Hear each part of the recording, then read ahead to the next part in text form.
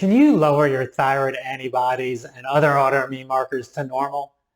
Well, most doctors say no. However, I'm going to tell you how I was able to help a patient do that in just 7 weeks. So my name is Dr. Thomas Rofrano from the Natural Medicine Clinic in Palm Beach Gardens, Florida, and I've been blessed to have seen over 100,000 patient visits over the last 36 years. And this particular patient, 33-year-old man, came in with stomach problems that he had his whole life. He was overweight, high blood pressure, fatigue. He was just feeling miserable. He had a little one at home, and his wife was pregnant, so another one on the way. And he really wanted to get healthy and get his energy back. So we did an evaluation, some comprehensive testing, found out he had elevated thyroid antibodies called Hashimoto's, which is an autoimmune condition where the body starts attacking itself, or the thyroid in this case. And ANA was elevated. That's another autoimmune marker, which typically means lupus or another autoimmune condition. Also, he had prediabetes. He had above optimal inflammation and his insulin level as well. We look further than that. I look in the 5 main categories of deficiencies: toxins, hormonal imbalance, infections, and food reactions. So under deficiencies, he was deficient in multiple things. The most common ones I see in which he was part of this B12, folate, vitamin D, magnesium, zinc, chromium, so along with some multiple other things. And then he also had toxins of arsenic and mercury, as well as under infections, he had a parasite called Blastocystis hominis, which is a protozoan, a common one I see, as well as bacterial imbalance. And then he had hormonal imbalance. His adrenals were underfunctioning. His DHA, cortisol were below optimal levels. Some people call that adrenal fatigue. And then food reactions, as is the case with most all Hashimoto's and autoimmune patients I see, had gluten sensitivity as well as leaky gut.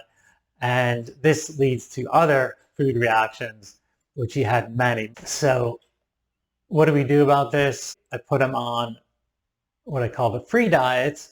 It's a diet I came up with over the years of working with patients and helping myself get better. I had Hashimoto's, rheumatoid, IBS, skin issues, fatigue.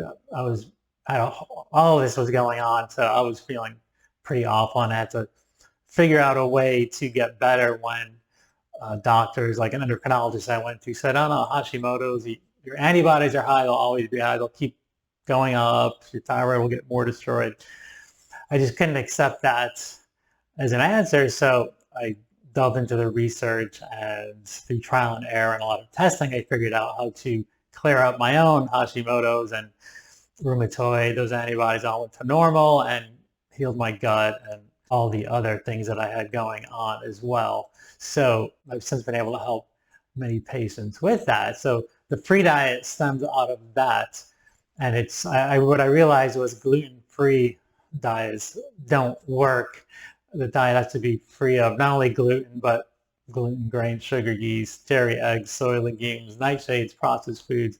All those foods most commonly responsible for inflammation, leaky gut, and other chronic gut, thyroid, and other issues.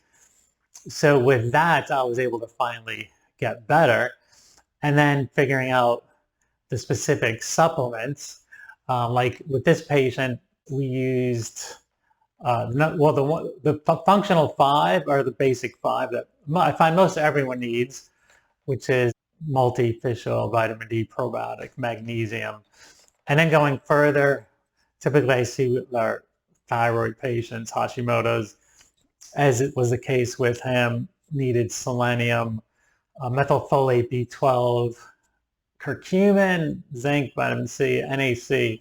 In his case, cardiometabolics helps support healthy insulin, blood sugar levels, and metal cleanse.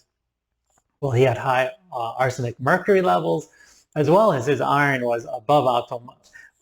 Many patients we see are iron deficient, especially women, but some, like he was, had an overabundance of iron. So in his case, iron obviously we're not going to use.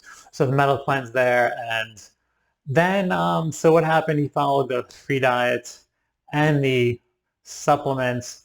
7 weeks we did one of the initial blood tests over again, and the result was his thyroid antibodies, his TPO antibodies, went down to normal. They went down 80% to normal. His ANA, autoimmune marker, went down to completely normal in 7 weeks. And he was no longer pre-diabetic, so his glucose dropped 21 points. Insulin dropped 70%. His uric acid, his CRP, that reduced. His cholesterol went down like 28 points. So he was feeling so much better, more energy, his abdominal pain, bloating, gas, constipation, diarrhea, that cleared up, and his blood pressure was normal.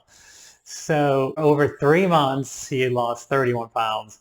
So he was just feeling so much better, and his wife had a baby during this time, so it was just in time. So I'm really happy for him and look forward to his continued progress along the way. So I'll put a link down below for a copy of phase 1 of the free diet food chart. And if you want to check out in more detail the free diet, and there's a chapter on Hashimoto's, an autoimmune condition, in the book where I go over the protocol in more detail as well. I'll put some links down below if you want to take a look at some of the formulas we use. In any case, if you have issues in this area, those are some things you can do to get started. So there are answers out there. I do believe your body has a God-given ability to heal itself. So if you find the root cause and provided the right solutions, I believe most everyone can get better. So thanks for joining me today, and I look forward to seeing you next time. Take care.